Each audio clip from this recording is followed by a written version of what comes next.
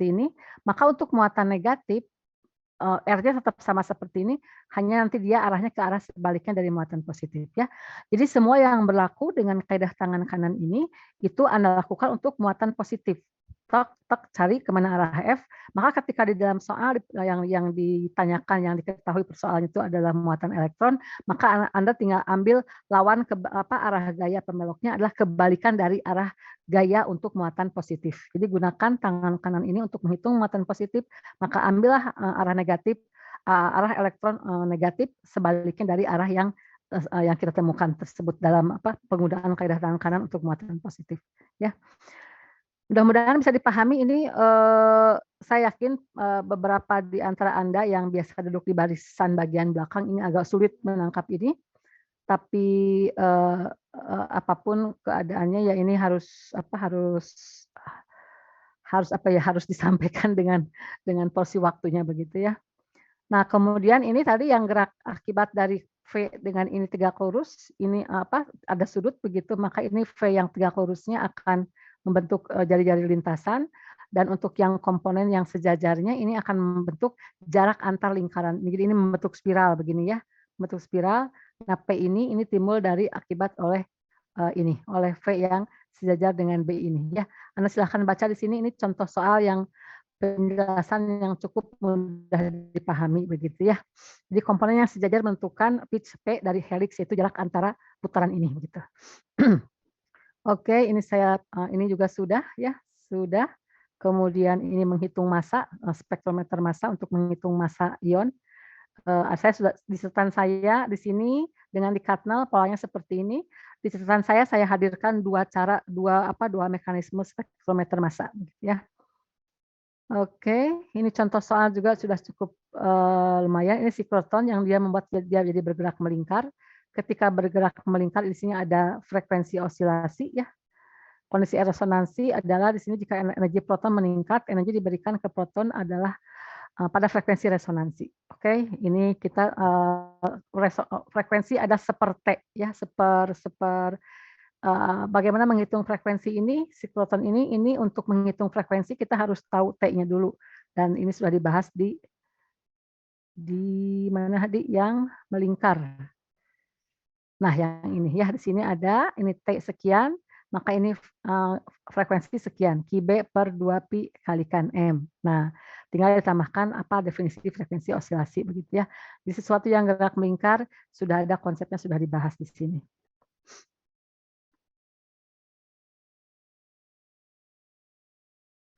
Oke, ini siklotron melingkar. Nah, tinggal masukkan saja frekuensi osilasinya ya. Ini contoh soal juga sudah cukup lengkap ya. Semoga bisa menjadi bahan untuk Anda belajar begitu. Nah, ini di sini menjelaskan tentang kalau kawat arus, dia ada ini kawat ya, ini kawat. Kemudian ini ada medan magnet arah menuju luar, menuju papan sini ya, gunakan tangan kanan. Tetapi karena arusnya di sini 0, maka tidak ada gaya pembelok ya. I, L, cross B, tidak ada gayanya sama dengan 0. Tetapi ketika ini ada B dan ini di dalam kawat ada arus, nah ini arus, kemudian ini arah B-nya ke arah sini, maka akan ada gaya yang menarik ke sebelah kanan. Makanya kawat ini menjadi tertarik ke sebelah kanan.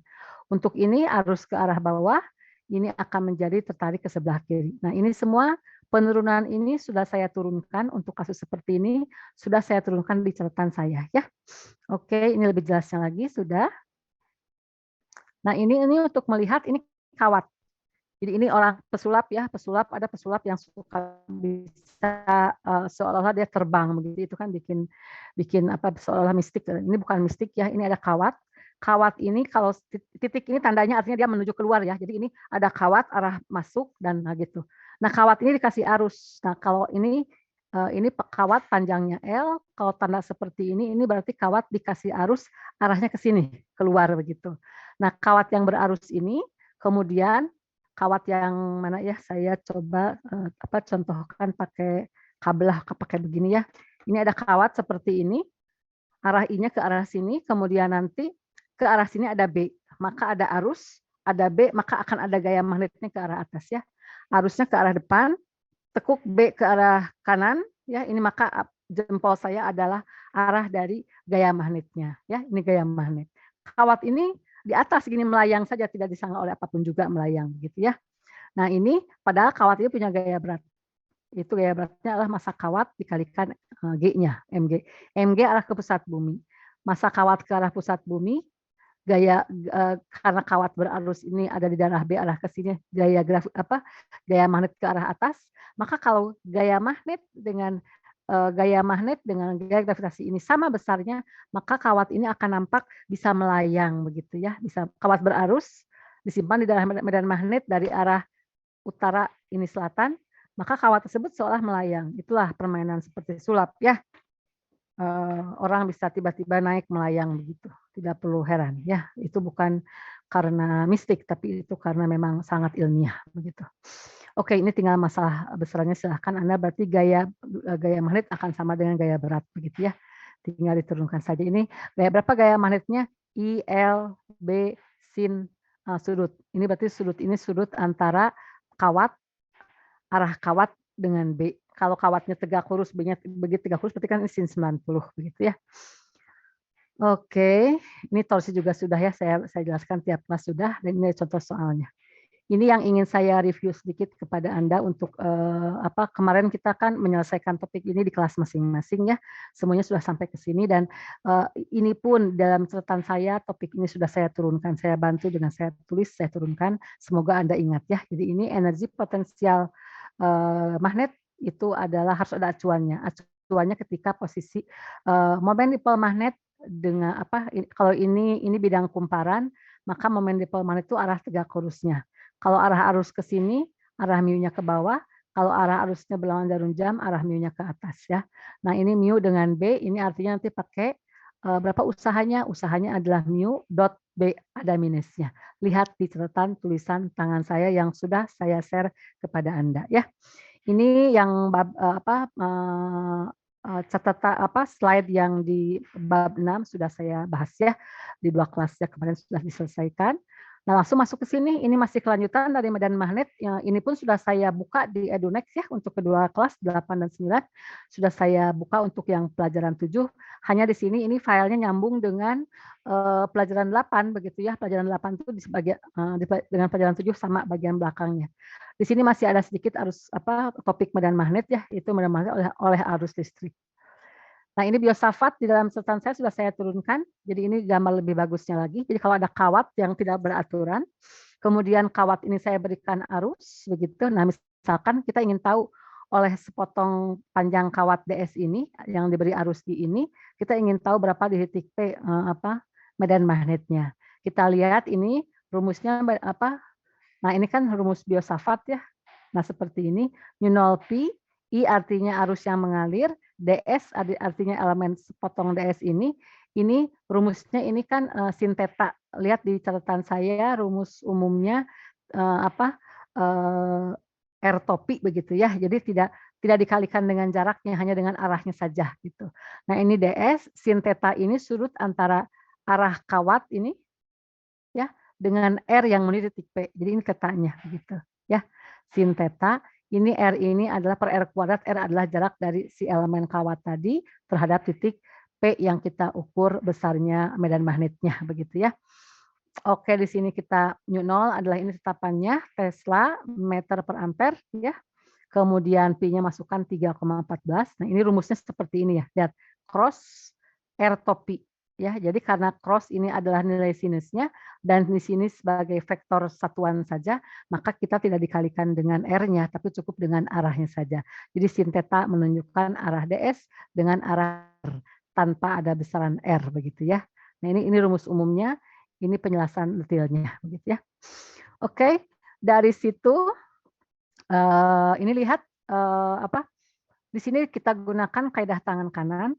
Kalau ini ada kawat berarus, ya kawat berarus, maka kita dalam eksperimennya kita kawat dikasih arus, maka nanti akibat kawat yang ada arus, maka itu akan menghasilkan efek magnet begitu ya.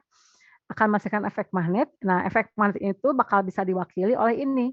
Jadi ini di sekelilingnya nampak menjadi seperti ini menunjukkan ada efek magnet begitu ya. Coba Anda punya batang magnet begitu Anda simpan di dalam apa ini, pasir begitu ya, nanti dia akan mengikuti garis gaya magnetnya. Nah, ternyata kawat yang diberi arus pun ini memberikan efek magnet seperti ini. Jadi artinya apa? Arus listrik akan menghasilkan efek magnet begitu ya. Nah, sekarang kita, ini arahnya kalau saya perbesar dulu, ini cross itu artinya arah arah arusnya masuk. Jadi ada kawatnya katakanlah begini, kawatnya begini ya, arahnya masuk ke sana arusnya, berarti ini seperti ini, dan ini adalah arah tangan saya begini. Jadi arah B-nya akan seperti ini, begitu. Nah, nanti tinggal hitung B di titik terdekat, B di titik terjauh seperti apa. Nah, itu gunakan kaidah tangan kanan. Kalau arah arusnya masuk, maka seperti ini B-nya. Kalau arah arusnya ke atas, maka seperti arah arus ke atas gini ya. Nah, arah arus ke atas berarti begini arahnya. Kalau yang ke bawah berarti ini begini arahnya, gitu ya. Oke, mudah-mudahan ini cukup jelas ya, gambarnya cukup bagus begitu ya.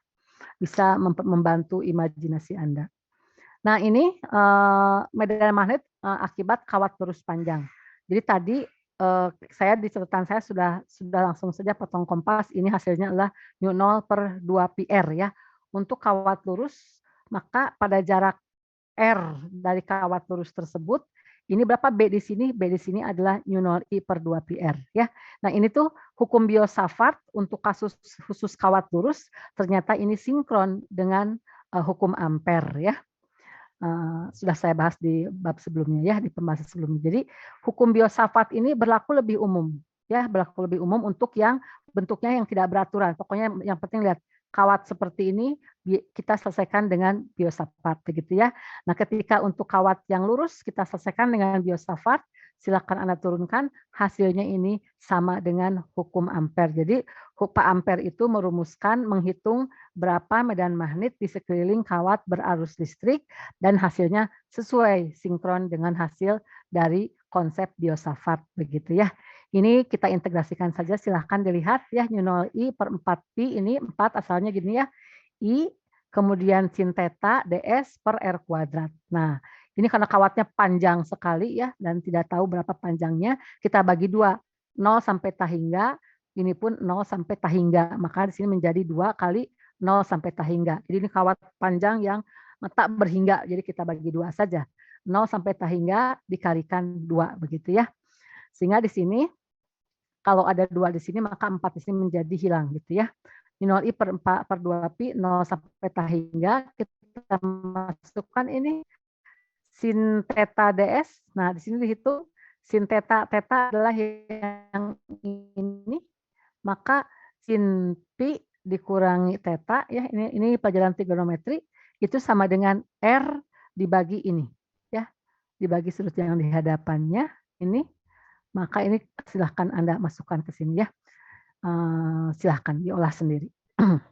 Nah, hasilnya seperti ini. Oke, ini mereview saja. Nah, ini tambahan yang tidak ada atau tidak ada dalam catatan saya begitu ya. Ini saya tambahkan sih sudah cukup jelas. Penggunaan hukum Biot-Savart. Misalkan Anda punya kabel seperti ini, punya kawat ini lengkung seperti ini. Dengan ini kalau dianggap sebagai apa ya, lengkungan kecil dari sebuah lingkaran yang besar begitu ya. Ini sebesar sudutnya adalah sudut theta seperti ini. Nah, ini diberi arus. Anda disuruh menghitung berapa sih medan magnet di titik pusat ini, begitu ya. Maka masukkan saja μ0/4i IDS R kuadrat sin 90. Kenapa ini sin 90? Karena lihat di sini. Ini untuk yang di dalam kabel ini, di dalam kawat ini arah delta S-nya ke arah sana. Kemudian ini kan kita lihat rumusnya, mana rumus umumnya? Nah, ini rumus umumnya ya. ds, arah vektor ds, ini berarti ds.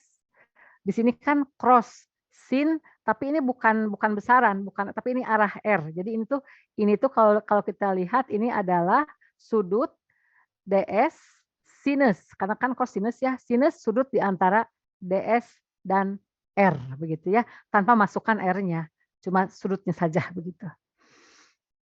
Oke. Di sini berarti kita masukkan antara ds dengan R ini sudutnya 90, berarti sin 90 ya, sin 90. Oke, kita turunkan seperti ini. Turunkan silahkan menjadi seperti ini. Ya, ini kita lihat berapa ini 0 sampai sudutnya 0 sampai theta nu 0 per 4 pi. Di sini I kemudian ds itu yang mana ds? Ds itu berarti ini kan ds ini kalau diintegralkan maka sama dengan dari sini ke sini. Maka panjang busur ini ya, panjang busur ini cukup kita wakili sebagai R dikalikan theta ya, sini. R nu 0 I per 4 pi ini Anda tahu ya, panjang busur ini adalah besar sudut kalikan jari-jari lingkaran, karena kawat sepotong kawat ini kan merupakan bagian kecil dari lingkaran, sebuah lingkaran yang besar begitu ya. Maka panjang busur ini sama dengan sudut dikalikan jari-jarinya. Jadi sini menjadi R dikalikan sudutnya per R kuadrat ya. Nah, di sini berarti dengan I, ini R per R coret tinggal R. Di sini sudutnya dari mana sudutnya? Mulai dari sini sampai ke sini, theta ini ya. Kita masukkan theta. Jadi hasilnya seperti ini ya. Nah, kalau untuk seluruh lingkaran di sini, maka kita masukkan sudutnya adalah 2 pi. Begitu ya, 2 pi dibagi 4 pi, maka di sini menjadi nu 0 I per 2R. Itu untuk yang sudah kita turunkan. Untuk satu cincin, maka B di tengah-tengah cincin adalah nu 0 I per 2R. Ini untuk yang sepersekian cincin begitu ya.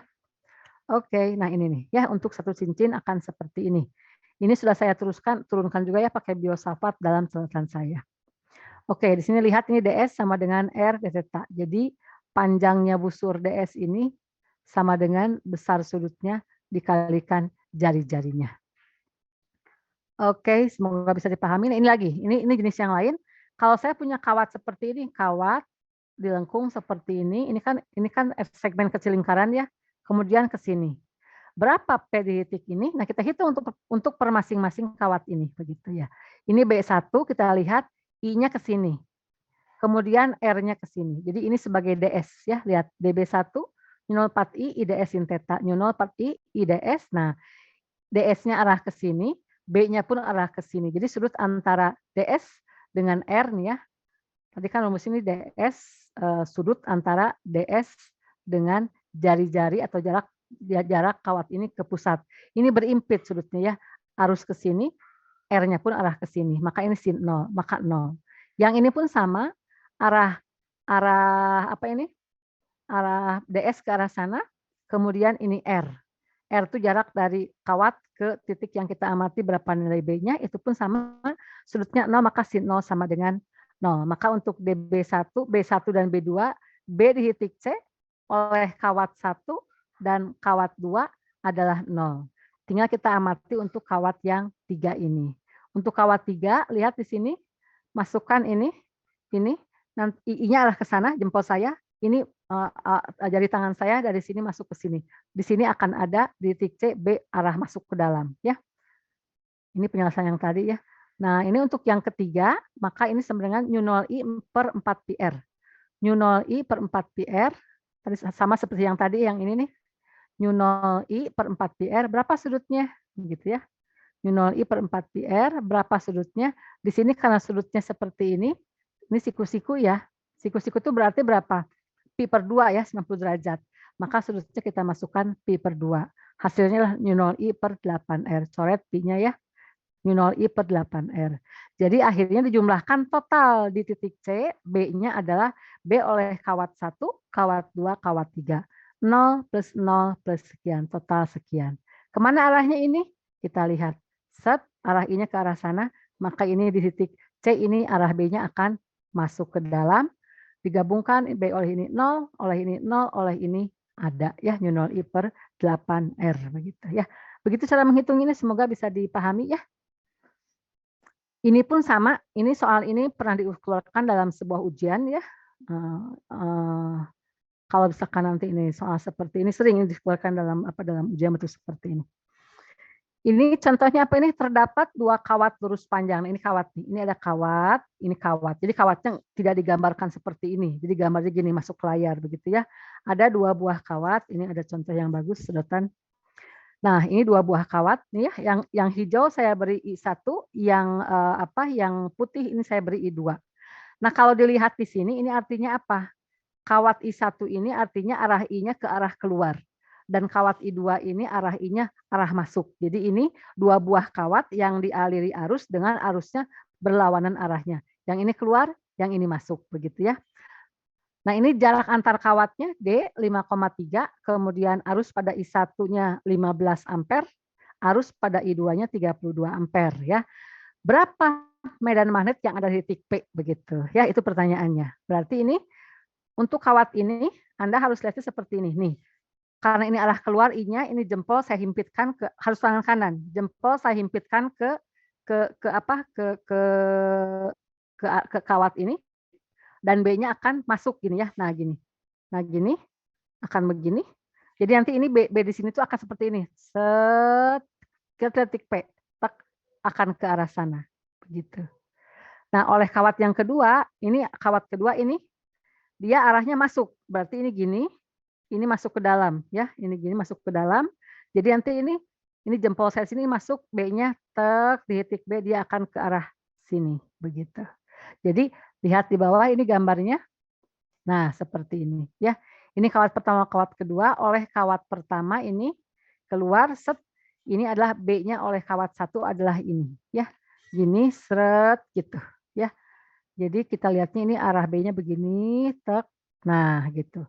Oleh kawat ini masuk, dia arah B-nya begini, tek, tek sana gitu ya. Jadi ini B1-nya ini, B2-nya ini ya. Ini soal termasuk yang nanti akan masuk mungkin di kelas sedang ya, kelas sedang sulit biasanya. Kalau sulit itu artinya ada tahap 3 konsep yang divariasikan begitu ya. Oke, dan tidak seperti ini pasti otak-atik lagi soalnya dimodifikasi. Karena ini kawat lurus, maka B1 new 0 I1 2pi R. R-nya apa? R-nya berarti jarak dari kawat ke titik P ya. Berarti yang ini. R-nya adalah yang ini, dari sini ke sini. Kemudian B2 adalah new 0 I2 2pi R. Berarti ini. B2 adalah new 0 2pi R-nya R yang ini. Ya. Jarak titik tersebut ke pusat kawatnya begitu. Ini R-nya. Begitu. Nah, di sini ini kan yang diketahui soal ini D. Berarti R ini sama dengan ini 90 derajat, ini sama sisinya sama, berarti ini akan 45, 45. Maka R ini sama dengan cos ya. Ini sudut miring, ini sudut yang mengapit sudut di sini. Maka ini sama dengan D cos 45. Yang dua pun sama, R ini sama dengan D cos 45 begitu ya. Oke, nah setelah punya B1-nya menjadi seperti ini, B1-nya sudah kita uraikan, R-nya menjadi D cos 45, B2-nya sudah. Ini B1, ini B2, maka cari B gabungannya. Nah ingat, B itu adalah vektor, jadi vektor itu punya arah ya, tidak langsung B1 hitung angkanya, hitung angka jumlahkan, tidak bisa, lihat arahnya. Ini arahnya ke sini, ini arahnya ke sini, saling tegak lurus. Maka untuk menjumlahkannya, kita bisa gunakan Pitagoras seperti ini, kita bisa gunakan konsep jajaran genjang dan apapun juga ya, silahkan penjumlahan vektor Anda lihat di semester 1 bab awal banget ya tentang vektor begitu ya. Nah ini dijumlahkan seperti ini, maka tinggal Anda jumlahkan saja. New 0, 2pi D cos 45 sama tinggal I1, I2. Ini dikuadratkan keluar jadi hilang kuadratnya, tinggal I1 kuadrat plus I2 kuadrat ya. Selebihnya selesaikan oleh Anda. Kemana arah B ini? Arah B ini kita hitung, kita lihat sisi miring. Berarti sudut ini adalah tangan dari B1 per B2 ya, sudut ini. Maka kita cari inverse tangannya B1 per B2, kita masukkan. B1 dengan B2 semuanya sama, tinggal beda I1 dan I2. Jadi akan seperti ini ya. Kita masukkan hasilnya seperti ini, maka berapa sudut? Biasanya kalau ditanya sudut itu terhadap sumbu X positif, maka tinggal Anda tambahkan ini dengan, ini kan 45. Maka ini sumbunya adalah ini ya, sama satu sudut begitu ya. Ini pun akan 45. 45 ditambahkan ini begitu. Semoga ini contoh soal bisa Anda pahami yang di kuesioner, bukan kelas ini, tentu bukan kelas sebelumnya yang memberikan masukan kepada saya. Pertama penulisan Jambot jangan delay. Kedua adalah Bu, contoh soalnya diperbanyak. Oke, ini sudah ada beberapa contoh soal ya. Nah, ini pun sama, ini gaya antara dua kawat paralel ini sudah kita bahas ya di catatan saya. Kalau arusnya searah, maka nanti ini kawat ini akan tarik-menarik ke dalam. Tapi kalau arah ya kawat yang satu arusnya ke arah atas, kawat kedua arusnya ke arah kiri atau ke arah bawah, maka nanti ini akan tolak menolak ya. Lihat di catatan saya ini sudah saya bahas ya. Di sini pun ada lumayan lah. Oke, nah ini yang tidak ada di catatan saya supaya Anda. Saya sudah bilang bahwa hukum ampere ini hukum ampere ya. Hukum ampere itu adalah identik sama cara berpikirnya seperti hukum Gauss ya di topik medan listrik ya. Integral tertutup misalkan begini, ini ada kawat. Oke. Ini ada kawat, saya beri arus. Ini lihat di video ya, ini adalah kawat, saya beri arus. Ini berarti arah arusnya adalah masuk ke sana begitu ya. Nah, maka menurut hukum ampere di sekeliling kawat ini ya, itu ada efek magnet begitu ya. Ada efek magnet. Kemana arahnya? Oke, ini arah I-nya, berarti arahnya seperti ini. Akan seperti ini arah sekeliling muatan I2 ini begitu. Oke. Sekarang ada kawat kedua di sebelahnya. Nah, arah arusnya dia kalau gini keluar ke sini. Keluar ya. Ini masuk, ini keluar. Kalau ini keluar berarti begini. Masuk. Kalau yang ini oke lah, yang penting ini karena ini kan medan magnet oleh masing-masing kawat di sini tidak digambarkan. Jadi ada satu kawat I1, I2, I3. Masing-masing ini kawat sudah diberikan arah arusnya. Ini apa ini? Silang ya kalau nggak salah ini ya. Atau titik-titik ya. Titik berarti dia keluar begitu ya. Nah, sekarang ini kan kita sudah tahu konsepnya bahwa kalau ada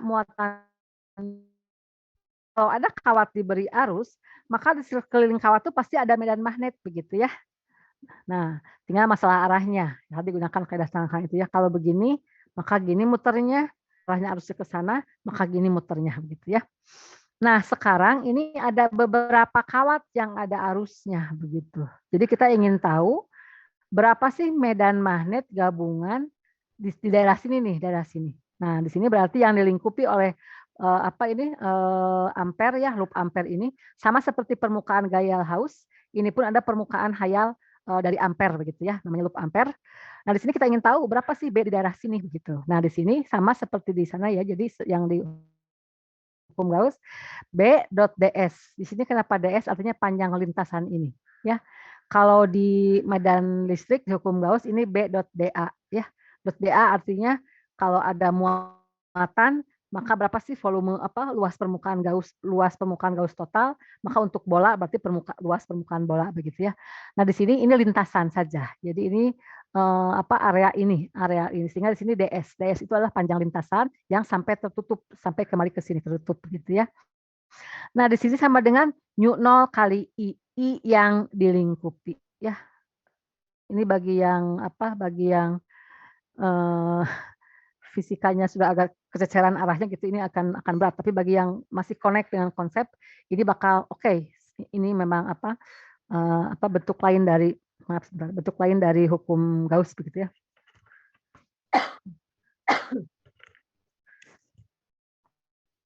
Nah, di sini lihat ini penjelasan hukum ampere yang lebih detail ya. Di sini bagus penulisannya.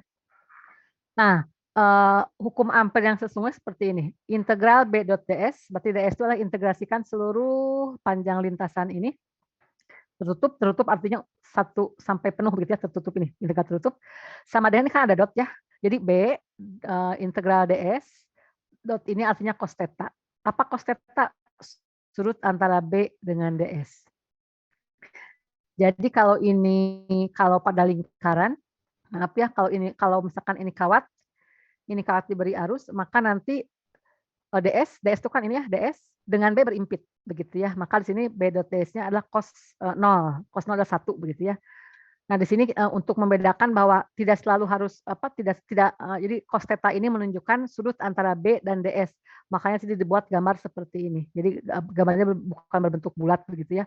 Sehingga di sini lihat, di sini misalkan ada B-nya ke arah sana, padahal ds-nya ke arah sini. Jadi di sini nanti menghitung B.ds-nya adalah ini ada sudut antara B dengan ds begitu ya. Tidak harus mesti selalu sama ya ds dengan B itu ya arahnya begitu. Nah, di sini B ds cos theta ini sama dengan nu0 dikalikan arus yang dilingkupi oleh permukaan hayal medan magnet tersebut begitu. Nah, di sini ininya Anda sudah bisa ya, tinggal nanti kalikan B-nya yang mau dicari biasanya ya. DS adalah tinggal Anda hitung panjang DS ini berapa begitu. Cos theta artinya sudut antara B dan DS-nya. Nah, tinggal ini Anda hati-hati dengan ini I yang dilingkupi. Nah, kalau ada dua arus seperti ini, berarti ini I yang dilingkupi, I3 tidak masuk. Jadi I yang dilingkupinya hanya yang I2 dengan I1 saja ya. Masukkan di sini I2 plus I1. Belum selesai? Ini arus tuh ada arah ya. Lihat di sini. Ini arahnya adalah I2-nya keluar, yang ini arah I1-nya adalah masuk. Jadi ini berbeda arah. Makanya di sini kalau saya berikan masuk sebagai positif, maka yang keluar saya berikan sebagai negatif. Jadi ini persis seperti pembahasan pada seperti pemodelannya persis seperti pada perumusan Gauss begitu ya. Nah, begitu tinggal selebihnya tinggal diselesaikan saja. Jadi B ds cos theta integrasikan buat semua, maka di sini sama dengan nu0 kali I-nya. I-nya tinggal dijumlahkan saja.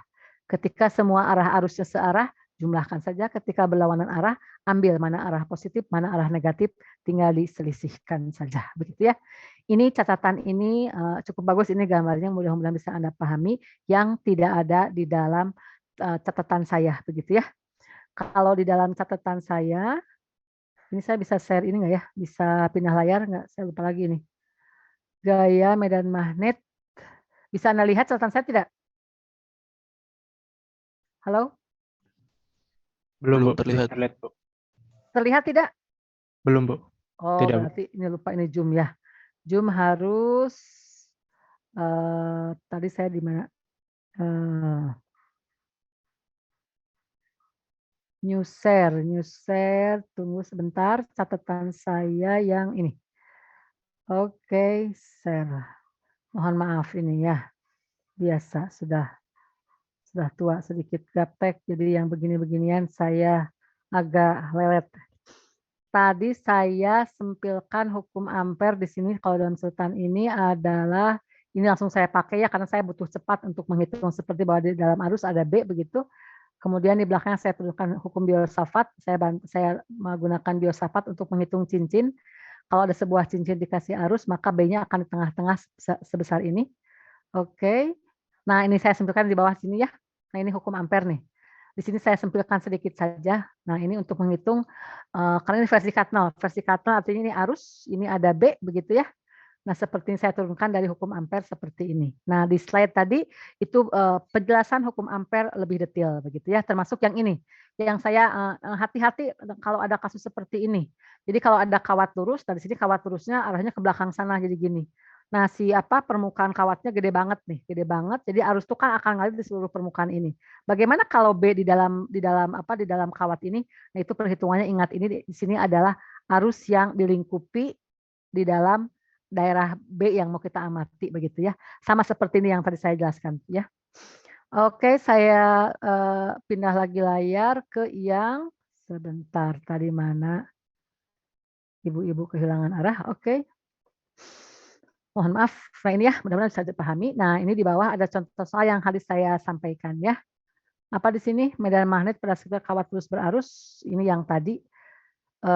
Ini B, cara menggunakan hukum ampernya, B dot ds, maka B dotnya menjadi cos theta, ini ds. B integral ds. Kenapa di sini cos theta sama dengan 0? Karena di sini, kalau ini kawat arus lurus begini, maka di sini kan B-nya lingkaran sempurna begitu ya. Nah, lingkaran sempurna, ini kawat yang berarusnya begitu. Nah, di luar sini berarti ini kan sempurna, maka ds dengan B-nya berhimpit, maka cosnya 0 begitu ya. Jadi ini B, berapa panjang lintasannya? Ya, ini keliling lingkaran 2πr ya. Yang harus saya turunkan ini hukum ampere dalam catatan saya. Di sini cukup lebih enak dibacanya. Nah, oke, ini sudah. Kemudian medan magnet di dalam kawat lurus berarus. Ini yang ingin saya terangkan ini ya. Kalau misalkan kawatnya bukan kawat titik nih, seperti ini kawatnya. Kawatnya gede banget permukaan kawatnya begitu ini permukaan depan kawat. Kemudian ini diberi arusnya kan nggak akan di tengah-tengah ini, pasti dia kan terdistribusi di sini ya si muatan yang bergeraknya gitu. Nah, kemudian ini misalkan kalau pertanyaan ini kan ini R-nya di luar kawat ya. Kalau misalkan R-nya tuh B di dalam kawat bagaimana? Maka ingat di sini adalah mana tadi nu 0 I-nya, mana hukum ampere? Hukum ampere ini ya nu 0 I-nya, ini I-nya I yang terlingkupi oleh B tadi ya. Masukkan ke sini, lihat ini saya perbesar ini kawat seperti ini, kawat berarusnya. Maka kita ngitung B di dalam kawat ya. Nah, di sini harus hati-hati. Di sini adalah I-nya adalah I yang dilingkupi, berarti bukan I yang keseluruhan ini. Ini sama seperti yang ada di dalam catatan tangan saya, sudah saya turunkan juga ya. Ini gambarnya lebih bagus ya. Jadi ini lihat permukaan depan kawat, ini ke belakang sana kawatnya begitu ya. Oke. Semoga ini membantu. Nah, ini sudah diberikan juga contoh soalnya, sudah cukup bagus ini ya. Jadi kalau untuk yang di dalam kawat, misalkan ini kawatnya bahkan berongga. Ini persis seperti ini ya, jadi berongga di tengahnya. Maka berapa B di sini? Berarti hanya oleh arus yang ada di bagian ini saja nih. Berarti arus yang ini saja. Nah, di sini ada konsep rapat muatan. Nah, berarti arus yang dilingkupi adalah rapat muatan kalikan permukaan ini semua ya, yang ada muatan ini. Anda silahkan ini buat latihan Anda ya. Ini pengayaan ini kalau untuk kelas B, tetapi ini contoh soalnya sudah cukup lengkap ya. Lebih aman kalau kita tuh memahami konsepnya utuh begitu ya. Tidak hanya untuk kasus bahwa kawat itu dianggap titik saja begitu. Oke, ini sudah dihitungkan silahkan. Nah, ini B.ds, ini 2πr. Maka ini I-nya I yang dilingkupi, berarti yang di dalam ini saja kita bandingkan ya. Ini sama persis seperti yang di dalam catatan saya. Hanya di sini malah berongga begitu ya. Kalau berongga berarti nanti arus yang di dalamnya hanya dihitung yang di daerah sini saja. Oke, ini contoh soal sudah sangat lengkap. Silakan bisa Anda kaji sendiri ya. Nah, ini yang masuk ke topik solenoida yang belum saya bahas ya. Belum kita bahas solenoida. Solenoida di sini di dalam slide ini dibahas di topik medan magnet. Sementara di catatan tangan saya nanti ini akan saya bahas di topik induksi elektromagnetik. Sama saya tidak masalah ya di topik induksi elektromagnetik. Saya butuh B-nya, butuh B untuk sebuah solenoida. Nah, sehingga di sini kalau di slide ini dibahas di topik medan magnetnya ya. Kalau saya catatan nanti langsung saja dihitung dulu B solenoida di induksi magnetik, baru dihitung hasil induksinya begitu ya. Oke, kita masuk ke sini. Ini jadi nanti saya tidak akan meloncat ya untuk diinduksi tentang solenoida ini. Kenapa saya jelaskan di medan magnet? Ya, medan magnet kan masuk dalam bahan ujian. Karena di PPT Kat 0 pun ini solenoida ada di topik pembahasan medan magnetnya. Hanya di catatan saya saja yang itu tersimpan di induksi elektromagnetik. Oke. Ini kita lihat apa itu solenoida. Ya, solenoida itu adalah spiral. Jadi ada kawat listrik ya dibentuk spiral seperti ini digulung begitu ya. Nah, begini digulung seperti ini, panjang lah begitu ya. Nah, coba ya ini alatnya sederhana memodelkan sederhana di depan layar video Anda ya. Jadi ini kawat digulung seperti ini. Nah, gitu. Yang kuning. Kuning ini adalah lilitan kawat gitu. Nah, yang kuning ini harusnya kan di gambarnya lengkap begitu ya. Lengkap. Ini kita hanya lihat permukaan depan kawatnya saja. Jadi kalau Anda bisa lihat hanya menggambarkan yang kawat 1, kawat 2, kawat 3. Nah, seperti ini saja gitu ya. Dilihat dari depan. Hanya lilitan kawat bagian depannya saja. Oke, kita lihat ini apa ini? Ini saya matanya agak kurang ini. Ini berarti kalau lihat dari sini ini berarti keluar. Yang ini silang, ini berarti masuk. Ya begitu. Jadi kalau ini keluar, kawatnya begini ya, saya ambil satu saja ya. Nah begini. Nah di bagian atas ini, kawatnya sedang menuju ke sini. Yang bagian bawahnya, bukan kawat ya, ini kawat. Nah di bagian atas kawat ini di sini, ini arusnya sedang menuju ke sini, ke arah saya. Sementara di bagian bawahnya ini silang ya. Kalau silang artinya di bagian bawah, kawatnya masuk menuju ke Anda begitu ya. Jadi muternya nanti gini. Nah, gini muter arusnya begini. Begitu ya. Nah, sehingga di sini ini ada kawat kita ambil yang kuning ini saja satu gulungan. Di titik yang paling atas ini, di sini ini titik ya. Titik berarti dia sedang keluar. Kawatnya sedang keluar. Oke, yang di titik atas ini saya pasang jempol, berarti arah B-nya begini, ya. Jadi ini kawat yang di atas ini arah I-nya arah keluar, berarti arah B-nya begini. Muternya gini arah B-nya, ya. Nah, gini, berarti begini muternya gini. Gini muternya, ya, di ujung atas ini. Kalau di ujung bawah ini dia sedang masuk ya. Ini kali berarti dia masuk. Arusnya sedang masuk ke sana. Arus masuk ke sana, berarti ini sedang begini. Nah, ini begini, ya. Jadi arah B-nya begini. 4 jari saya arah B-nya. Jadi di bawah ini arah B-nya begini. Nah, yang atas arah B-nya begini. Begitu ya. Nah, kita lihat ini kan B untuk yang terdekat dengan kawat, ini B yang agak jauh, ini B yang makin jauh, ini B-nya yang makin jauh, mengelilingi kawat ini. Kawat kedua sama, arah B-nya seperti ini.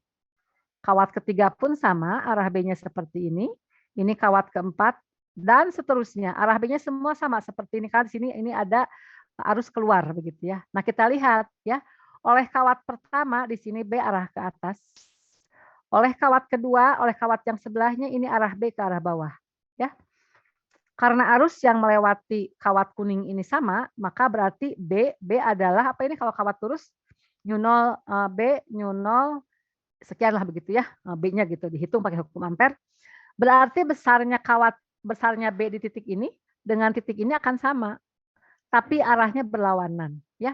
Ini pun sama, besar sama arah berlawanan, besar sama arah berlawanan, besar sama arah berlawanan. Sehingga di antara sela-sela kawat ini nilai B ada tapi saling menghilangkan sehingga 0. Bukan tidak ada ya, nilai B di sela-sela ini ada, tetapi karena arahnya berlawanan maka akhirnya 0. Jadi yang terjadi di sini terjadi juga di sini nih, di sini terjadi. Ini mengelilingi kawat begitu ya, terjadi. Sama yang bawah pun, yang bawah kan arah B-nya seperti ini nih, ya. Dilihat yang kutub bawah, ini sama, ini menghilangkan, saling menghilangkan, ini saling menghilangkan, dan ini saling menghilangkan, ya. Bagian luar ini kan dia akhirnya kan oleh kawat ini bergabung dia, tuh seperti ini ya. Kecil sekali, kecil, ingat ya, medan magnet, besar kecilnya besar medan magnet itu ditentukan oleh kerapatan garis gaya magnetnya.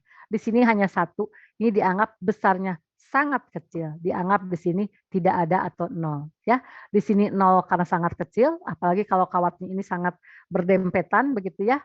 Tidak ada B yang bocor keluar, di sela-sela kawat B saling menghilangkan sama dengan 0, di sela-sela kawat ini pas 0, lihat di tengah-tengah. Jadi ini arah ke dalam, ini pun kan muternya seperti ini, arah ke sana.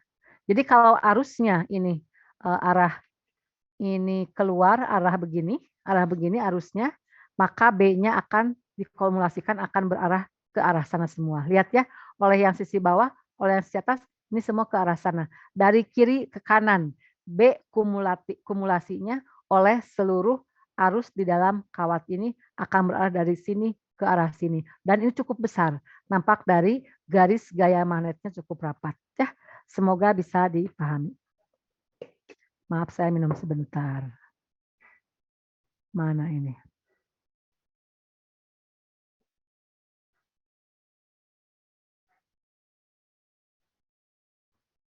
Oke.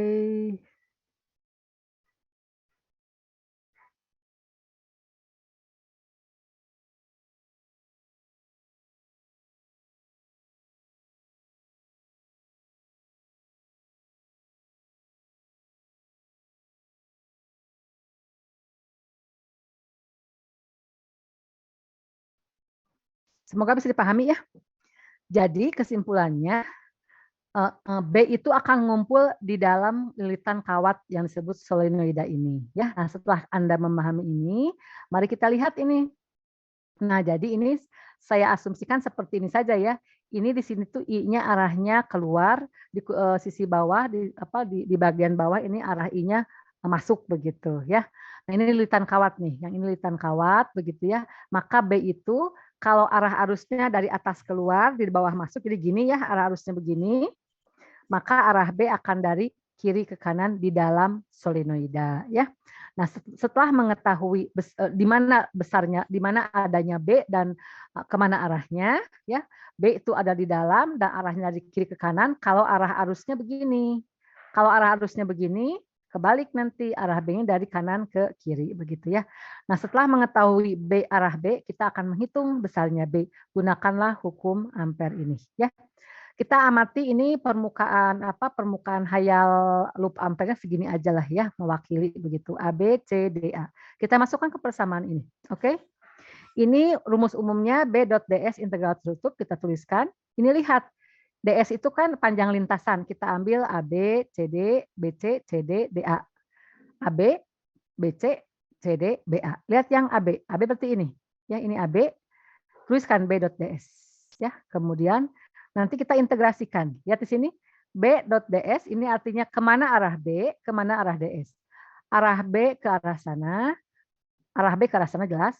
Arah pada panjang loop ampere hayal ini AB ke arah sana. Jadi antara arah AB, arah DS nih, DS ini dari A ke B kecil sama arah medan magnet sama. Jadi ini dot ini adalah cos ya. Berarti cosnya adalah 0. Kalau ini B untuk yang dari A sampai B untuk dari sini ke sini, ini adalah B-nya, masukkan B, DS-nya adalah ini panjang AB. Maka dotnya ini adalah cos 0, maka cos 0 adalah 1. Begitu ya. Jadi ini ada hasilnya, nanti kita hitung. Yang kedua, BC. Yang ini lihat, BC. B-nya arah ke sana, DS-nya ini arah ke sana, maka antara DS dengan B tegak lurus. Jadi ini dotnya adalah cos 90. Ini hasilnya 0.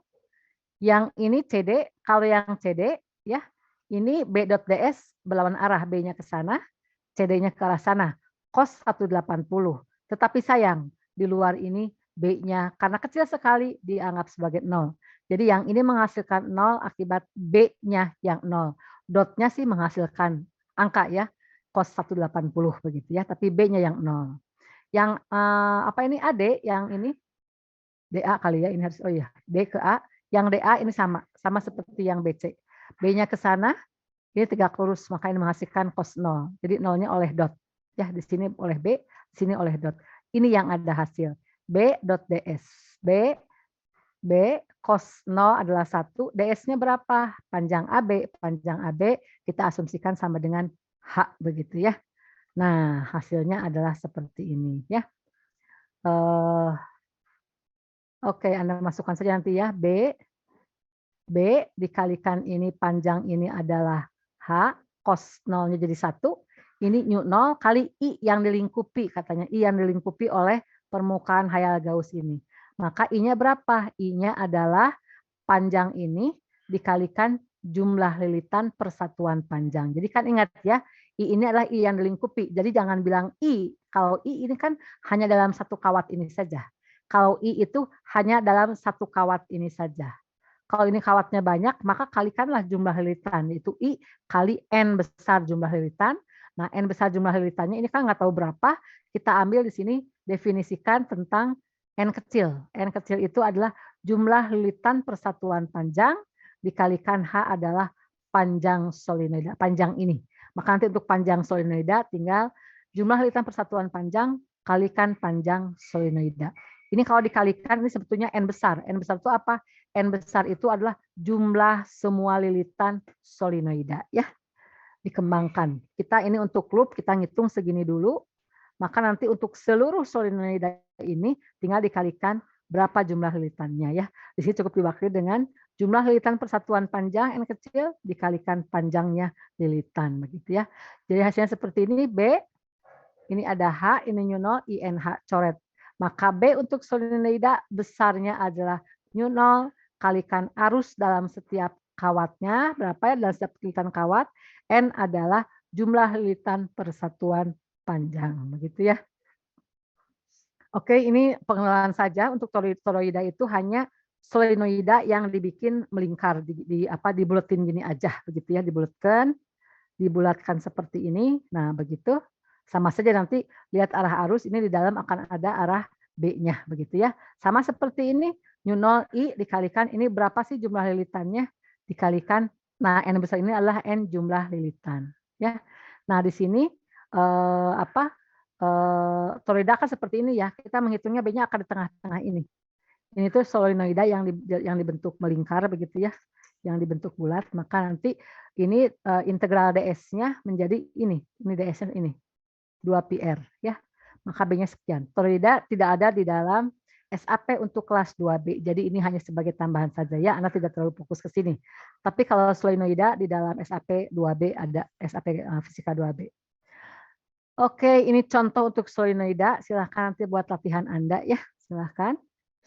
Oke, nah ini untuk cincin ini medan magnet pada koil, pada kawat melingkar lah begitu. Jadi ada lingkaran diberi arus listrik, maka akan timbul medan magnet. Ini sudah saya terangkan ya, catatan saya, tidak akan saya ulangi lagi.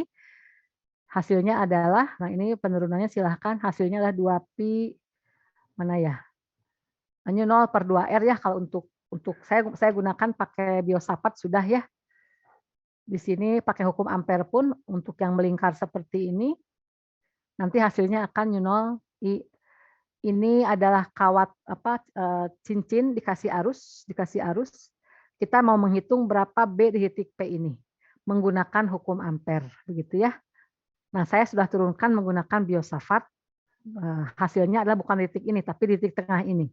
Hasilnya adalah nol kalau ada cincin, maka B di titik tengah adalah nol/2R. R-nya adalah jarak dari cincin ini ya. Jarak dari muatan dari arus ke sumber ke titik tengah dari cincin tersebut. B di titik tengah ini ya. Ini untuk menghitung kalau cincin dihitung P di titik tertentu jarak dari permukaan cincin begitu menggunakan hukum ampere sama saja ya. Di sini menggunakan hukum ampere, saya sudah turunkan pakai hukum Biosafat di catatan tangan saya. Oke, ini nih ya yang koil seperti ini. Oke.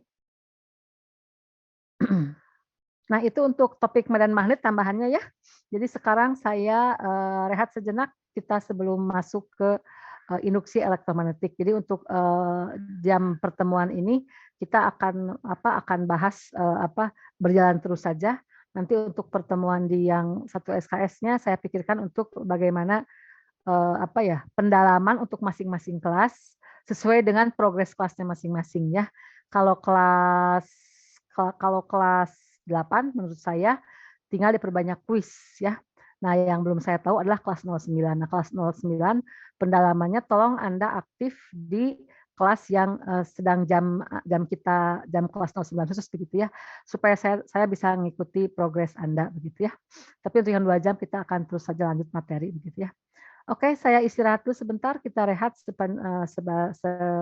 selama 2 atau 3 menit ya. Karena kita akan masuk topik yang berikutnya dan di sini butuh untuk pengenalan kembali konsep. Sambil silahkan Anda endapkan yang konsep sebelumnya. Silahkan nyeruput teh panas, kopi panas atau apapun juga ya yang ada di sekitar Anda ya. Oke, sekian dulu. Saya nanti sambung lagi.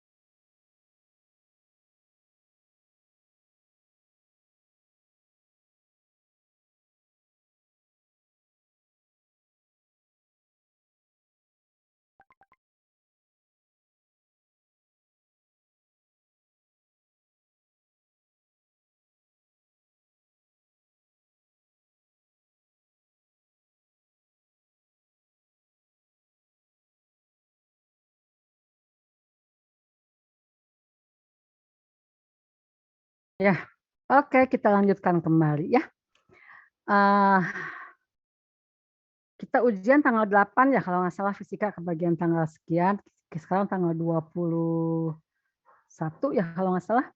Jadi kita masih cukup waktu ya, kita selesaikan sampai induksi elektromagnetik supaya memang di SAP-nya pekan kesekian itu adalah, tunggu sebentar saya lihat jadwal dulu ya. Mudah-mudahan catatan yang saya share kepada Anda sudah bisa membantu ya.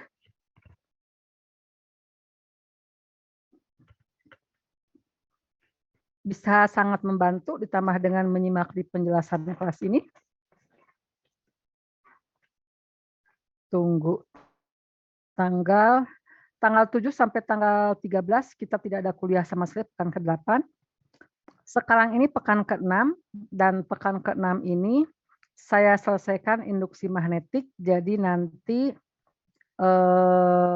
pekan ke-7-nya kita untuk tutorial masih banyak tertinggal, apalagi kelas 09 ya, 5 minggu hari Kamis, sangat sungguh sayang bagi saya itu waktu jam kuliah terbuang begitu saja. Kita habiskan tutorial pekan ke-7, jadi pekan ke-8 siap kalau masih punya waktu untuk kelas 08 ini akan saya perbanyak kuis setelah induksi elektromagnetik, jadi arus bolak-balik akan kita garap nanti saja setelah pekan ujian ya. Jadi saya perbanyak kuis, pekan depan tuh kuis tutorial ya diselesaikan. Oke, kuis untuk semua bab. Dan kita nanti pekan ke-8 libur 1 minggu untuk perkuliahan, tetapi Anda tidak libur, Anda akan setiap hari mungkin ada ujian ya. Nanti pekan ke-9, 10 ini saya pikir cukup aman ya sampai kita ketemu kembali di akhir semester. Semoga nanti kedua kelas ini akan sama ya, sudah sama kondisinya begitu ya. Oke, kita selesaikan sampai induksi elektromagnetik dan pekan depan kita mereview sesuai dengan kelasnya masing-masing saja ya. Oke, kita masuk ke share screen lagi. Saya mungkin akan dari catatan tangan saya dulu saja ya. Induksi elektromagnetik, PowerPoint-nya ini gaya sudah. Oke, ini supaya sama seperti yang sudah saya share kepada Anda. Bisa kelihatan? Bisa, Bu. Oke, Bisa, Bu. terima kasih. Ini pahami ini konsepnya ini pahami ya di SMA mungkin sudah bagi yang sudah menangkap, bagi yang kalau Anda itu adalah generasi yang berapa tahun ya Anda SMA-nya dengan sudah generasi online ya. Generasi online pertama itu tahun pertama ketika kita masuk ke online itu biasanya di SMA lebih berat lagi ya. Di perguruan tinggi pun saya sangat berat dulu ketika tiba-tiba di tengah-tengah harus masuk ke online ya. Ini saya nulis nulis materi semua yang ingin saya omongkan, saya tulis tangan itu tuh lama ini ya nulisnya. Jadi mohon maaf ya, saya variasikan saja keduanya. Oke, kita mulai topik baru ya. Kita sekarang membahas mengenai tentang induksi elektromagnetik. Jadi ada elektro, ada magnetik ya, ada listrik, ada magnet ya. Kita review sebentar ke belakang. Kita sudah membahas ketika kita sudah membahas elektrostatik, itu tuh kita ngotak-atik semua tentang muatan listrik yang statis dan dia itu ternyata setiap makhluk di bumi ini yang terkecil sekalipun yang disebut dengan partikel, proton atau elektron ya, kita masih bicaranya kecilnya adalah proton elektron ya, belum yang ke lebih dalamnya lagi begitu ya. Itu ternyata mengandung sesuatu, yaitu mengandung efek medan begitu ya. Nah, kalau muatan listrik dikatakan mengandung efek medan listrik. Ternyata ketika di antara dua muatan yang sejenis tolak-menolak, yang berlawan jenis tarik-menarik begitu, demikian juga untuk makhluk yang lebih besarnya lagi, kita ini umat manusia, laki perempuan, inilah muatan yang berjenis kelamin berbeda. Akan timbul sama, umumnya adalah yang sejenis akan berkompetisi, yang berlawan jenis akan cenderung saling merapat begitu ya, itu hukum alamnya. Nah, ada keteraturan yang terjadi di alam semesta ini gitu ya. Jadi Tuhan ciptakan semuanya memiliki keteraturan. Dan sebetulnya kalau kita sudah bisa memahami satu topik dan keteraturannya kita amati, maka nanti sebetulnya untuk bidang-bidang lainnya itu ada pola yang sama begitu. Nah, di sini kita bicara elektromagnetik ya. Antara listrik dan magnet ini itu ibarat saudara kembar. Jadi ibarat mata uang, satu sisi adalah sebagai sifat listrik dan satu sisi sifat magnet begitu. Nah, yang sudah kita bahas dalam topik medan listrik kemarin itu adalah kita kemarin bicara tentang muatan listrik yang statis elektrostatik. Kemudian kita bicara tentang arus searah, muatan listrik yang bergerak begitu ya. Nah, ketika kita bicara muatan listrik yang bergerak itu disebut dengan arus listrik. Nah, masuk ke topik medan magnet, ternyata medan magnet itu kita mengenal bahan magnet. Ada bahan magnet permanen ya yang memang sudah ada dan itu melekat ya sifat magnetiknya. Contohnya adalah misalkan bumi kita ini. Bumi kita ini kalau kita menjadi makhluk raksasa itu sebagai sebuah batang magnet permanen begitu ya.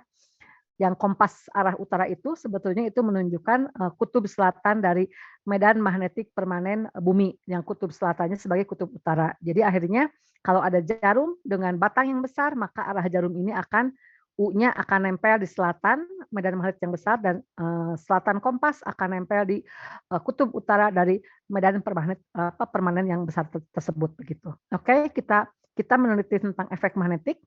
Kemudian ternyata ada juga sifat paramagnetik, yaitu ternyata efek magnetik ini bisa dibuat dengan cara lain. Dari apa? Ternyata dari arus listrik. Eksperimennya seperti apa?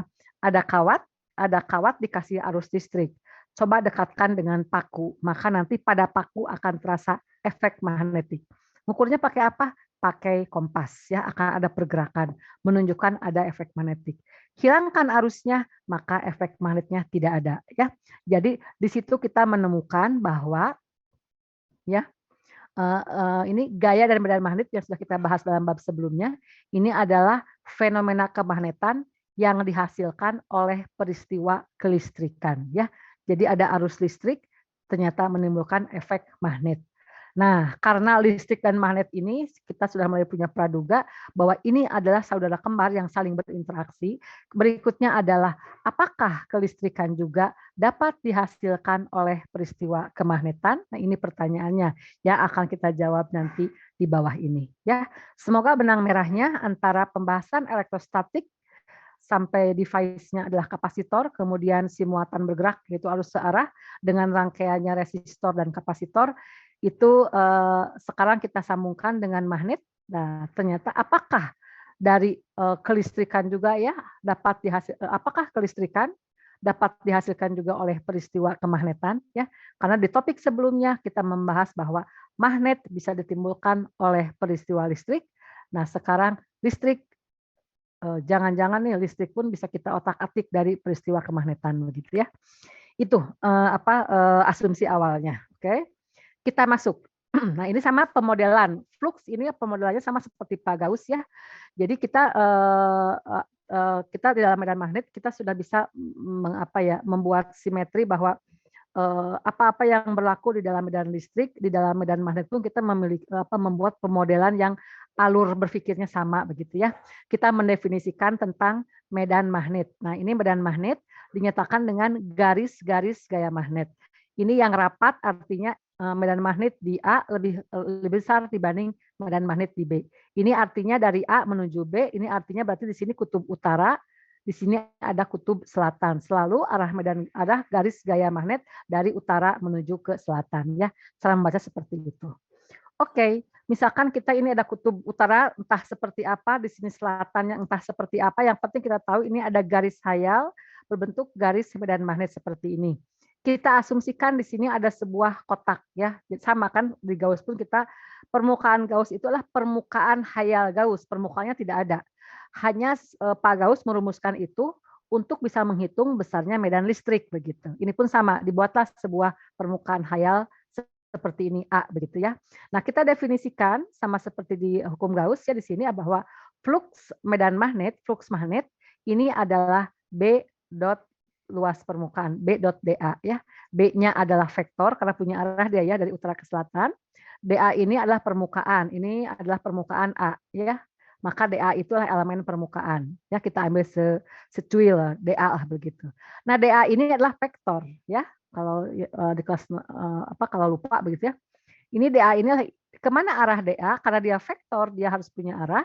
Dia arahnya adalah tegak lurus ke bidang permukaan ini ya. Jadi kalau ini permukaan seperti ini, arah DA-nya ke arah A-nya adalah tegak lurus bidang permukaan. Nah, berarti arah A dengan arah B bisa beripit atau memiliki sudut tertentu begitu ya. Nah, ini definisi flux medan magnet adalah seperti ini, makanya sama dengan B, DA, dot ini adalah cos theta ya. Ini adalah vektor, ini adalah vektor. Karena ini dot, maka di sini ini adalah sebuah skalar. Vektor dikalikan vektor secara dot adalah skalar ya. Oke, ini mudah-mudahan bisa dipahami ya. Mengulang seperti di medan listrik saja. Cara berpikirnya sama. Oke. Saya ulang kembali yang tadi. Kalau ada permukaan seperti ini ya, maka ini arah yang tegak lurus bidang permukaan adalah ini entropi, ini menunjukkan arah permukaan ya. Ada permukaan adalah arah tegak lurusnya itu adalah arah permukaannya, vektornya arahnya ke sini. Nah, ini adalah B. Maka yang disebut dengan cos theta, sudut ini adalah yang ini, sudut di antara N dan B ini ya. Tegak lurus arah permukaan dan ini adalah arah B-nya begitu. Oke, ini Anda pahami. Kalau saya punya bidang seperti ini, lihat ini ada bidang permukaan, dilihat dari samping, misalkan ini kita lihat dari sampingnya ada B ke arah sana, ada A ke arah sini, ya. Nah, maka kita bisa cari ini komponen tegak lurusnya. Misalkan ini yang tegak lurus, ini A tegak lurus terhadap B, kita ambil A tegak lurus terhadap B, ya. Maka kalau A-nya A tegak lurusnya kita ambil yang ini, ya, yang ini. Maka berarti arah dari bidang permukaan A tegak lurus yang mana? Berarti yang ini ya. Ini adalah A tegak lurusnya. Nah, A tegak lurus ini akan searah dengan B ya. Maka di sini cos theta-nya sama dengan cos 0. Jadi kalau kita ambil A tegak lurus terhadap B, maka berarti di sini akan menghasilkan cos theta sama dengan cos 0. Karena ini A tegak lurus, ini adalah arah dari A-nya ya, arahnya selalu tegak lurus terhadap bidang A-nya begitu ya. Ini arah ini dengan arah B searah ya. Nah, atau sama saja dengan seperti ini. Ini kita ambil yang bidang ini, maka berarti sini ini dikalikan B, tapi dikalikan sudutnya. Jadi kalau misalkan ini saya B geser ke sini, maka ini sudut antara B dengan bidang A yang miring ini ya. Jadi sama saja ya. Jadi cos theta ini bisa cos theta ini menyertai B-nya, B cos theta-nya, atau A cos theta sama aja. Oke. Semoga bisa dipahami ini. Oke. Nah, sekarang saya setelah kita memahami tentang flux magnet ini, kita coba lihat. Kita kan di pelajaran medan magnet kita sudah belajar tentang kumparan ya. Tentang kumparan itu lilitan kawat. Ini ada apa? Ada kawat saya bikin seperti kotak seperti ini. Panjangnya ini A dan ini B. Kemudian kawat ini seperti ini kawat ya. Kemudian kawat ini saya simpan di daerah yang mengandung medan magnet B. Asumsilah di sini kita ada B-nya ke arah atas nih. Ada B ke arah atas begitu ya. Di sini saya ada kawat di sini begitu ya. Di sini tujuannya apa? Kita mau melihat apakah kelistrikan dapat dihasilkan oleh peristiwa kemagnetan begitu ya. Ingat ke tujuannya. Lilitan kumparan berbentuk persegi panjang A lebar B diputar dengan kecepatan. Nah, di sini kawatnya kita putar. Jadi saya misalkan punya kawat seperti ini. Nah, begitu. Videonya ini belum saya buka ya padahal. Oke, saya mencari alat peraga. Oke lah, mudah-mudahan ini kebayang ya. Maka di sini lihat A cos theta. Tadi kan di sini kan boleh ini A cos theta ya.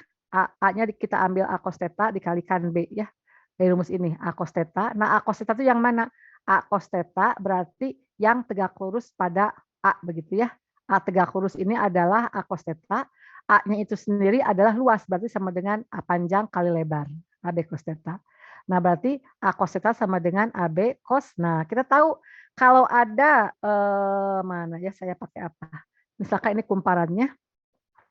Kumparannya saya pakai ini. Saya buka dulu videonya mana ini. Nah, kalau misalkan ini kumparan seperti ini, nah si kumparan ini saya gerakan berputar seperti ini. Saya gerakan berputar ya. Jadi ini berputar ke arah sini. Saya bikin berputar seperti ini, maka ini ada kecepatan sudut. Paham ya? Kecepatan sudut. Maka perpindahan sudutnya theta, ini theta sama dengan W dikalikan T. Begitu ya. Nah, di sini kita lihat, maka flux magnet bisa kita jelaskan sebagai flux magnet adalah B dikalikan A yang 3 kurusnya. Ini berarti kalau kita ngambil A 3 kurusnya, maka ini artinya A cos theta. Ya, jadi B sama dengan A-nya sama dengan panjang kali lebar, AB kecil, cos WT. Tetanya saya ganti dengan WT. Ya. Jadi ini flux magnet seperti ini. Ya, flux magnet atau lilitan luas AB diputar dengan kecepatan sudut W di dalam daerah yang mengandung medan magnet B begitu ya. Oke, pahami itu satu dulu ya tentang flux magnet ya. Sekarang masuk ke percobaan Faraday. Ini di sini Pak Faraday itu membuat sebuah uji coba ya. Di sini saya punya lilitan kawat nih. Kawat saya lilitkan seperti ini. Ya. Kemudian saya ukur pakai ampermeter di sini atau galvanometer ya. Saya mau ngecek aja. Ini kawat tidak dialiri arus ini, kawat kosong biasa aja. Cuma di sini saya tambah pengukur arus. Ini saya punya batang magnet. Batang magnet ini utara selatan seperti ini. Nah, ini batangnya asalnya diam. Jadi ini kawat, ini kabel begitu ya. Oke. Seperti ini. Nah, ini lilitan kawat yang saya hubungkan dengan ini ya, dengan pengukur arus. Nah, di sini si batang magnet saya gerakan. Ketika batang magnet saya gerakan masuk ke dalam kawat, di sini nampak jarumnya berubah. Oh, saat magnet bergerak, ini jarumnya bergerak. Berarti ini menunjukkan karena dia ampermeter ya atau galvanometer, begitu magnet digerakkan ini ada arus. Magnetnya digerakkan, terus saya simpan di dalam kawat ya, di dalam anggap ini sama gini di dalam kawat. Ini arusnya 0. Saya tarik lagi si magnetnya keluar, ada arus lagi tapi arahnya sebaliknya. Jadi di sini ketika magnet digerakkan, di sini timbul arus pada kawat. Ketika magnetnya diam, arusnya 0 lagi. Ketika magnet ditarik, ada lagi arus tapi arahnya sebaliknya ya. Kalau tadi ke kanan ini menjadi ke kiri, ketika diam lagi arusnya 0 lagi. Itulah eksperimen Pak Faraday ya. Oke, di sini magnet bergerak dengan laju katakanlah V ya. Dari hasil eksperimen batang magnet bergerak masuk, diam dan keluar dari kumparan atau lilitan kawat, ini terukur adanya arus, dihasilkan adanya arus. Nah, ini hasil eksperimen kemudian dipikirkan ya. Jadi semua teori itu lahir dari sebuah eksperimen. Kemudian di otak-atik diturunkan dan ketika menurunkan itu tidak boleh asal menurunkan tapi harus masuk di logika, masuk nalarnya begitu ya. Sesuai dengan persamaan atau rumusan-rumusan matematika yang sudah kita temukan begitu ya. Jadi banyak temuan-temuan ilmu hitung baru ketika memecahkan fenomena alam ini. Oke, berikutnya ini bagaimana saya bisa pindah layar. Harus keluar dulu.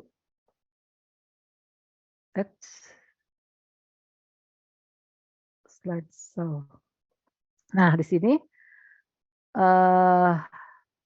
ini tadi yang saya ceritakan ya, ketika keluar tidak ada, ketika diam tidak ada arus, ketika tarik keluar ada lagi arus dengan arah sebaliknya. Oke, maka kita nanti menghitung flux magnet. Batang magnet bergerak masuk atau keluar,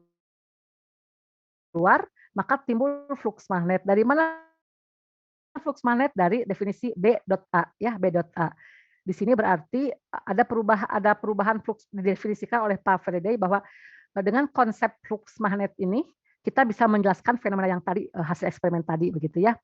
Maka perumusannya seperti ini. Jadi kalau batang magnet digerakkan keluar atau masuk, maka itu menunjukkan di daerah sini ada perubahan flux magnetik. Perubahan itu bisa nambah, bisa kurang, terserah ya.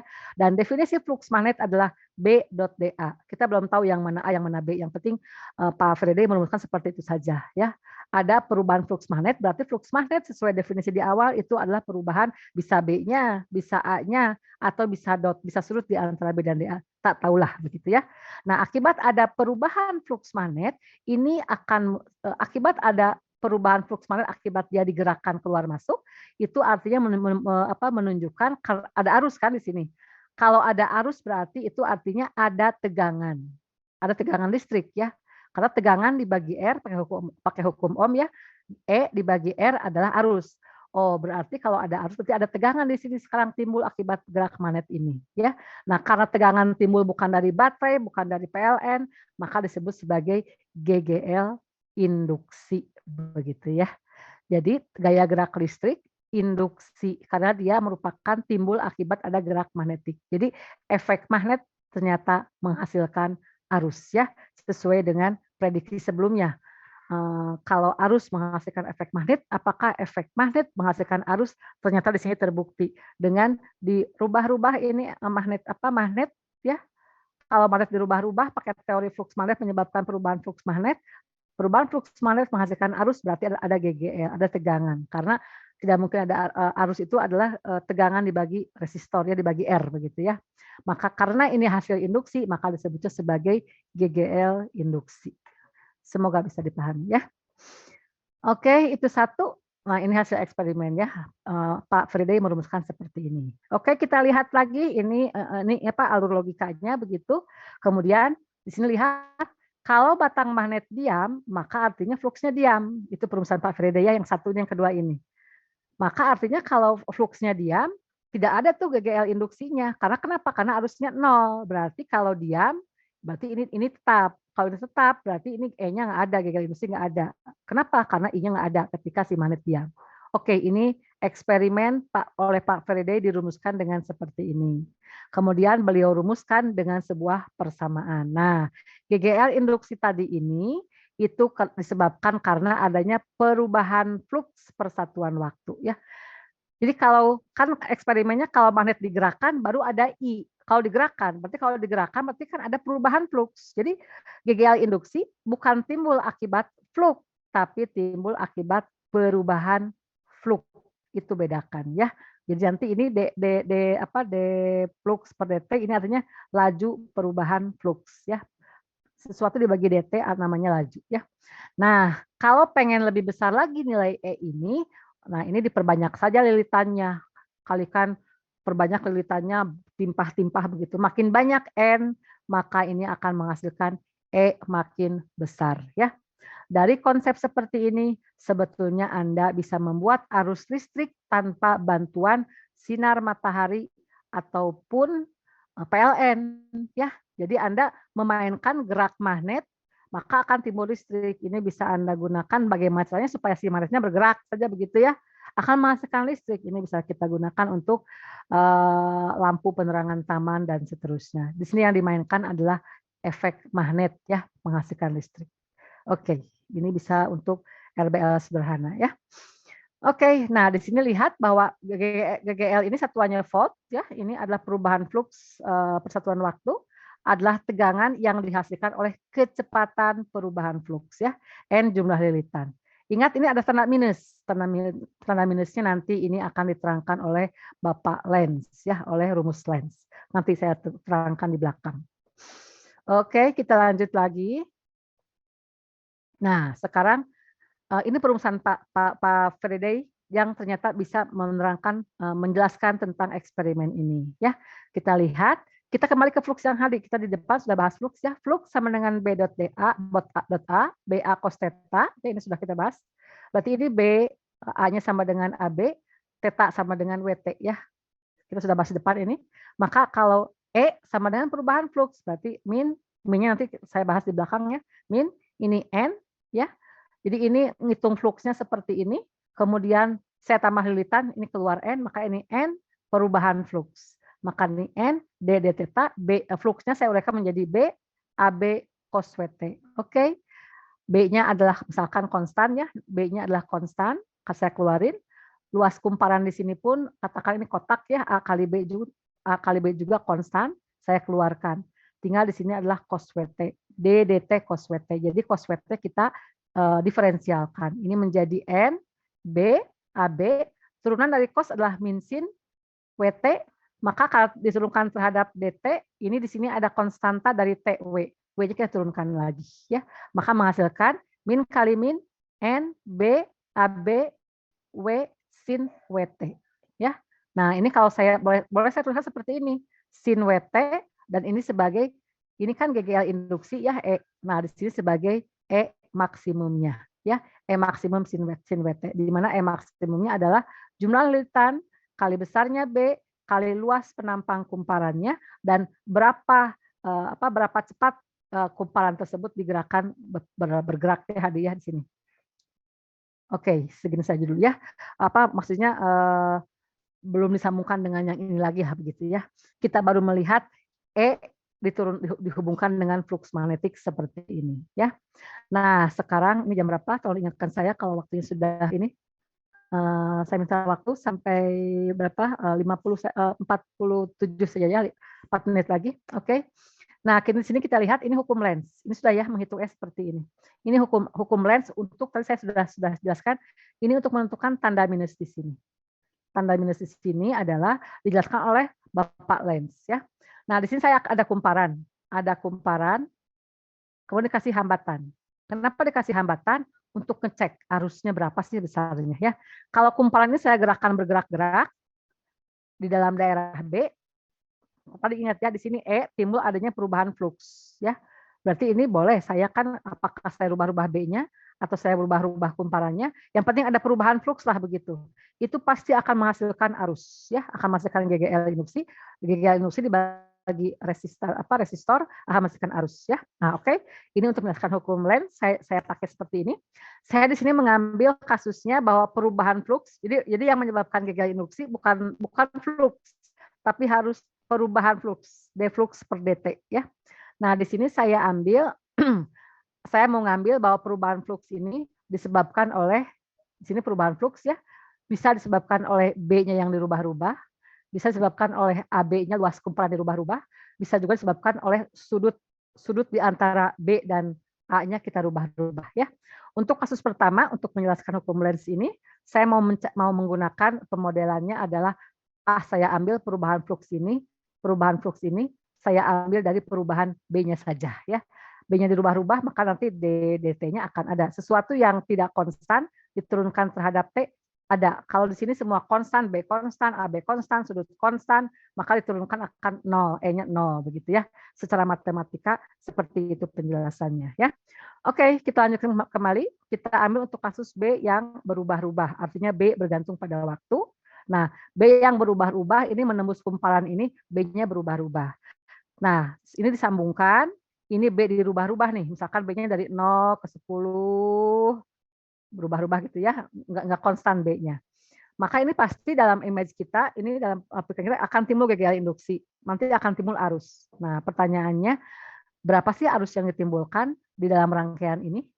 Nah, saya pasang resistor, dan arusnya itu arahnya A ke B atau B ke A sih? Nah, itu yang harus dijawab ya. Berapa R yang timbul? Apakah arah arusnya dari A ke B? Artinya kalau A ke B gini. Di kumparannya begini. Atau dari B ke A atau begini. Nah, ini yang diterangkan oleh Bapak Lenz dengan tanda minus di sini ya. Oke. Ini pemanasan, tapi saya selesaikan lensnya saja dulu ya. Biar nanti kita tinggal bagaimana aplikasinya. Nah, kita lihatnya. Hukum Lenz ini membicarakan mengenai arah arus induksi pada suatu kumparan adalah sedemikian sehingga medan magnet yang dihasilkan arus induksi tersebut melawan perubahan flux penyebabnya ya. Silahkan ini nanti Anda baca di sini ya. Yang ini mudah-mudahan cukup enak dibaca begitu. Jadi gini. Jika fluxnya menyebabkan GGL makin besar, misalkan begini ya.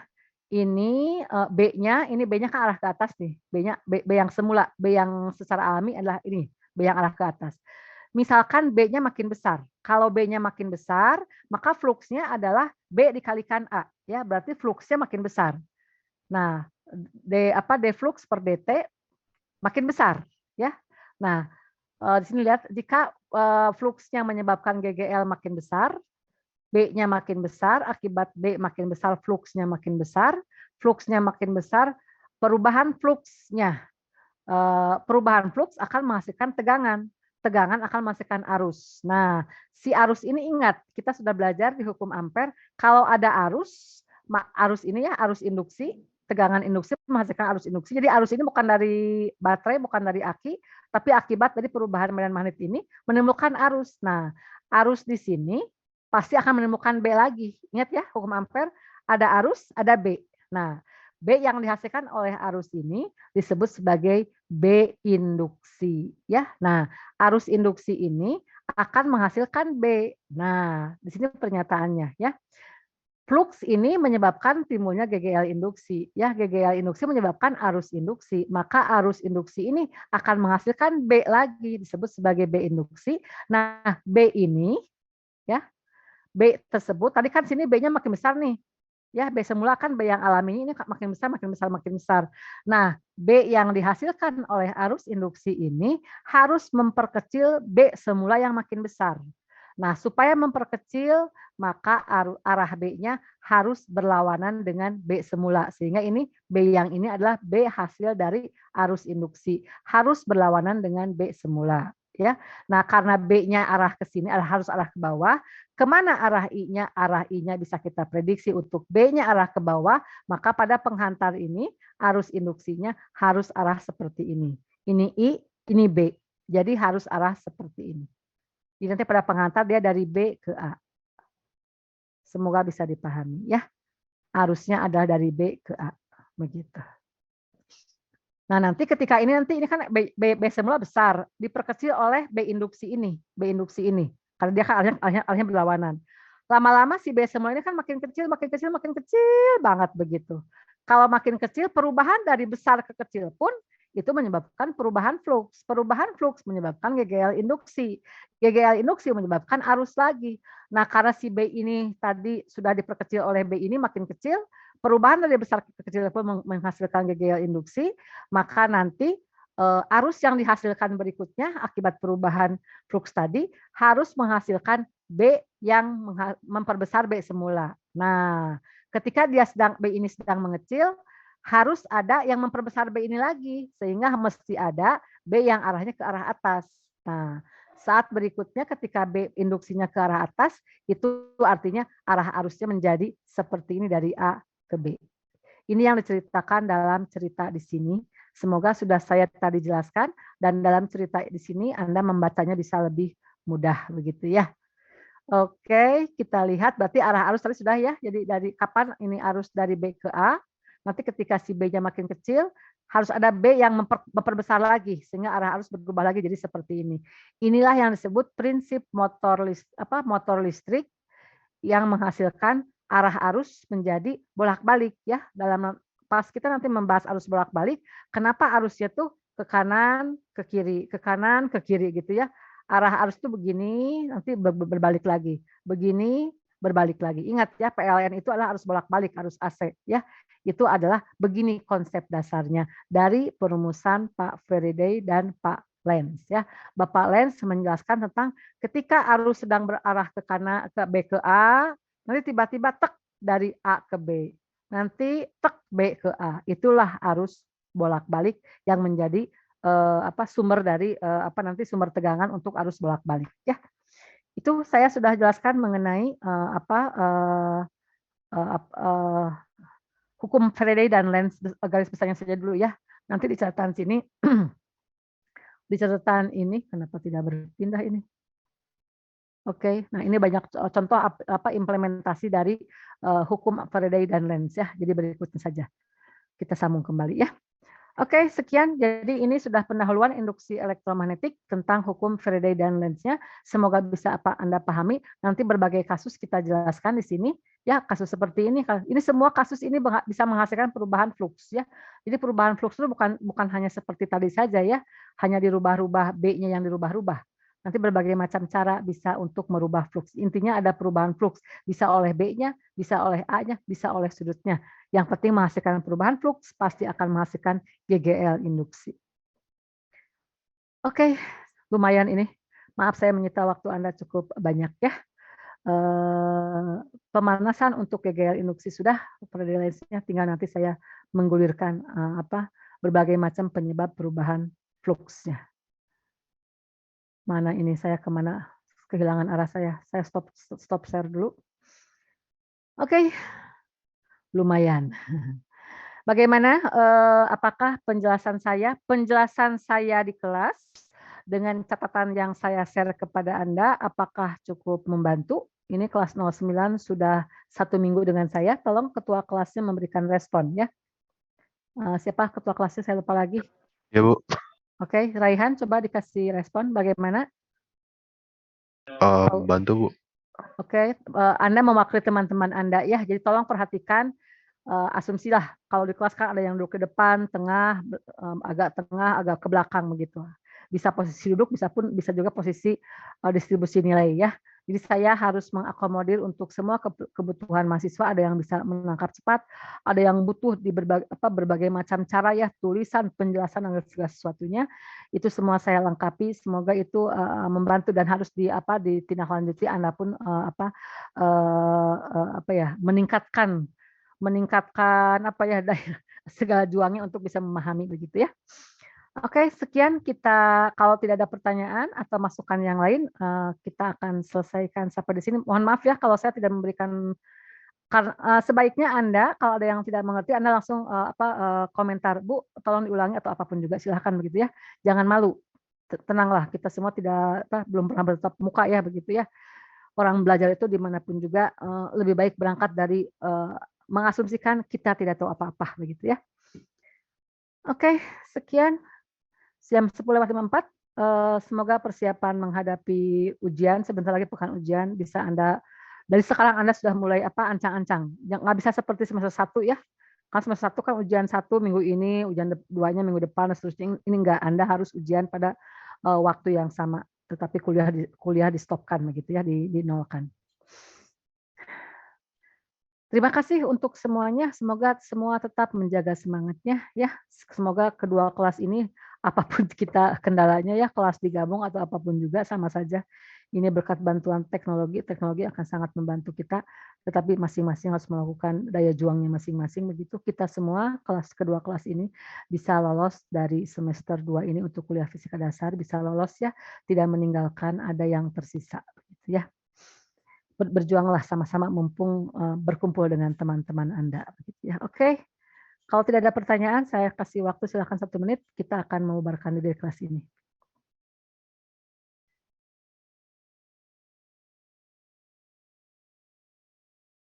Mohon maaf ya, saya tadi, agak lebih waktunya ya, karena saya ingin tuntaskan hukum Lenz. Jadi pas Anda baca, semoga terpahami gitu ya. Saya sudah berusaha menjelaskan sedetail mungkin dalam surat tantangan saya ya, Friday Lenz tersebut.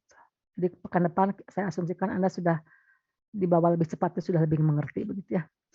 Oke, tidak ada komentar apapun juga, kita tutup sampai di sini saja ya. Terima kasih, selamat siang. Assalamualaikum warahmatullahi wabarakatuh. Terima kasih. Waalaikumsalam. Terima kasih, Bu. Terima kasih banyak, Bu. Sama-sama. Terima kasih, Bu.